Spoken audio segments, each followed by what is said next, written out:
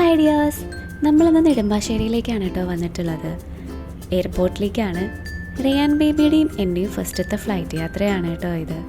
അങ്ങനെ ഞങ്ങൾ വെരിഫിക്കേഷനൊക്കെ കഴിഞ്ഞ് ഫ്ലൈറ്റിന് വേണ്ടി വെയിറ്റ് ചെയ്തുകൊണ്ടിരിക്കുക. റയാൻ ബേബി ഇപ്പം നിങ്ങൾക്ക് കാണിച്ചു തരുന്നതാണ് ജെറ്റ് ബ്രിഡ്ജ്.